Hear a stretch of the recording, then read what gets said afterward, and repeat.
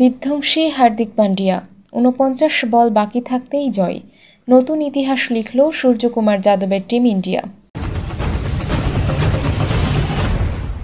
আন্তর্জাতিক টি-20তে নতুন ইতিহাস লিখল গৌতম গম্ভীর ও সূর্যকুমার যাদবের টিম ইন্ডিয়া। টি-20তে সবচেয়ে বেশি বল হাতে রেখে কোনো ম্যাচ জিতল ভারত বাংলাদেশ ম্যাচ দেখতে রবিবার এসেছিলেন কেন্দ্রীয় যোগাযোগ মন্ত্রী জ্যোতিরাদিত্য সিন্ধিয়া। তার বাবা মাধবরাও সিন্ধিয়ার নামে তৈরি করা হয়েছে গোয়ালিয়রের নতুন মাঠটি। রবিবার ভারত বাংলাদেশ ম্যাচ দিয়েই অভিষেক হল শ্রীমন্ত মাধবরাও সিন্ধিয়া ক্রিকেট স্টেডিয়ামটির। গোয়ালিয়র পেল নতুন আন্তর্জাতিক স্টেডিয়াম, যে মাঠে বাংলাদেশকে 7 উইকেটে হারালো সূর্যকুমার যাদবের ভারত।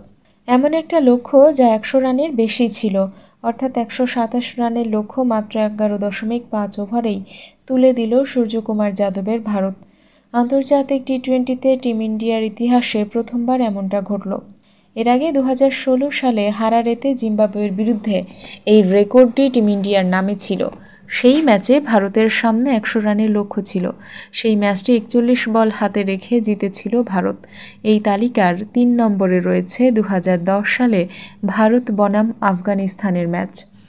116 রানের লক্ষ্য তাড়া করতে নেমে 31 বল হাতে রেখে জিতেছিল ভারত। এই বছরই জিম্বাবুয়ের বিরুদ্ধে 113 রান তাড়া করতে নেমে 30 বল হাতে রেখেই জিতেছিল ভারত। তবে গোয়ালিয়রে বাংলাদেশের বিরুদ্ধে 128 রানের লক্ষ্য তাড়া করতে নেমে 49 বল হাতে রেখে জিতেছিল টিম ইন্ডিয়া। এই জয়ে 3 ম্যাচে টি-20 সিরিজে 1-0 ব্যবধানে এগিয়ে গেল ভারত। প্রথমে ব্যাট করে 19.5 ওভারে সবকটি উইকেট হারিয়ে 127 রান করে বাংলাদেশ। জবাবে ভারত 11.5 ওভারে 3 উইকেটে 132 রান করে ম্যাচ জিতে নেয়। ভারতের হয়ে সর্বোচ্চ 39 রান করেন হার্দিক পান্ডিয়া।